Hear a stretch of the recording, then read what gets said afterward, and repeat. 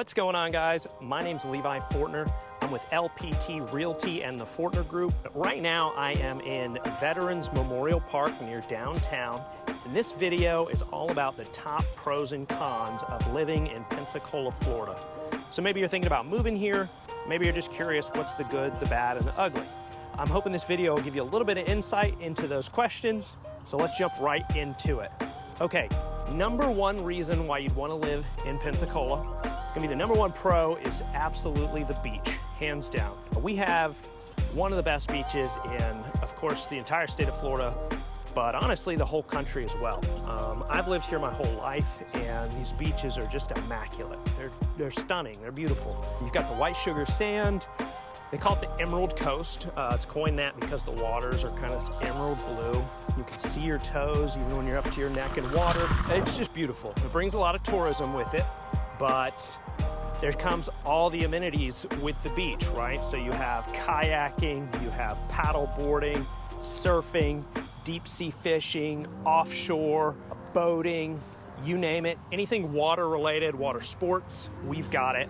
And it kind of gives you that true Florida feel. You really feel like you live in Florida. And so that's one of my favorite things about living here. I used to live in Tallahassee and didn't really feel like Florida in a sense, because we didn't have a beach that close by. And the beach that was close, it didn't compare whatsoever.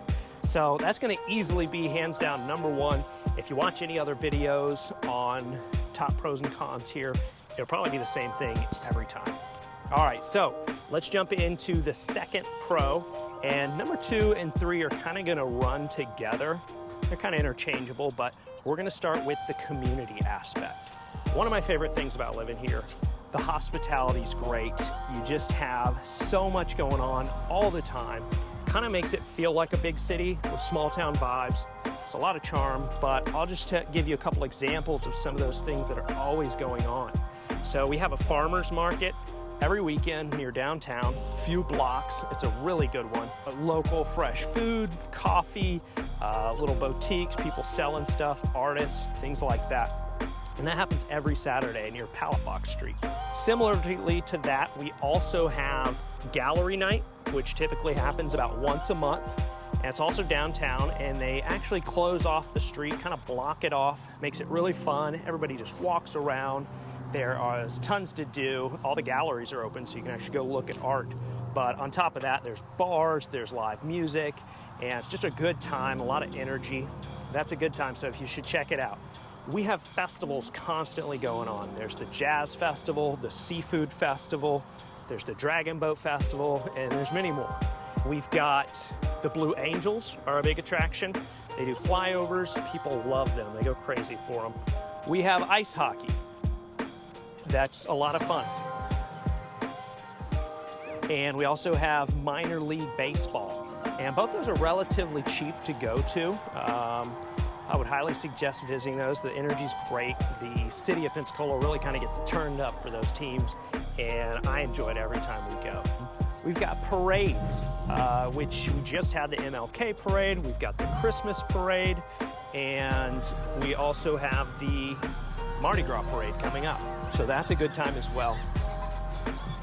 And that kind of segments me into the third thing, which is downtown. It's gonna be South Palafox Street.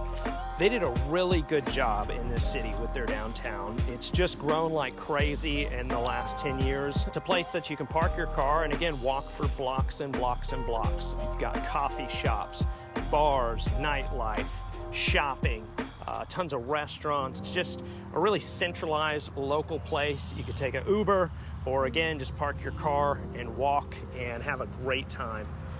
On top of those two, I'm gonna also throw in as a bonus, it's a relatively pet-friendly city as well. Got a lot of dog parks, a lot of trails, a lot of places you can visit. One of the neat things for your fur babies is the Pensacola Beach. We actually have a couple sections that are dog-friendly. Now, if you're not a dog person, the regular beach doesn't allow dogs, so you don't have to worry, it won't ruin your experience there. But if you are a dog person, that's a lot of fun to take your dogs there. And again, yeah, just a great time. I'm gonna say that the location is a bonus for me. You're kind of northwest Florida. You're up at the top.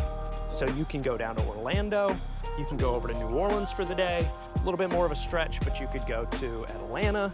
You're kind of centrally located, and Alabama, Gulf Shores is only 30, 45 minutes away, and also Georgia's not that far as well. So kind of a good centralized place. We have a killer airport, so that's not really an issue, but traveling, it just seems like you're localized. Nothing is too far away, at least relatively so, right? And I'm sure everybody has their own viewpoint on that, but that's my opinion. I like the location a lot. Kind of jump around, visit other cities sometimes. Okay, pro number 5 is gonna have to be the hospitality. There's definitely a certain level of charm here that's hard to find in other places. Don't quite know how to explain it, but people are really nice here. And you kind of have a certain etiquette. A lot of people say thank you, people open the door for you.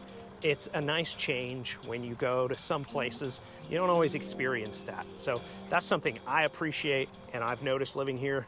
I'm sure if you talk to some other people, you'll hopefully hear the same thing as well. And number 6, the number 6 pro would have to be the cost of living. And if you're watching this video, you might have mixed feelings about that.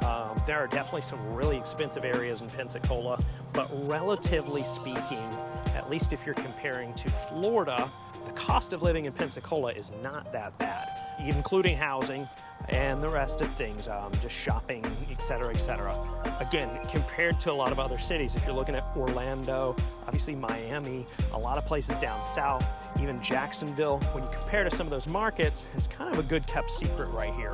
You still get a really good price on some homes, be right near downtown, all the action, and so that's definitely a little pro for sure, especially if you're considering moving here. Okay, and lastly, I'm gonna throw in a little bonus on the pro, and that's just gonna be that we don't have any state income tax. That's probably why we get a lot of retiring people here, besides the weather.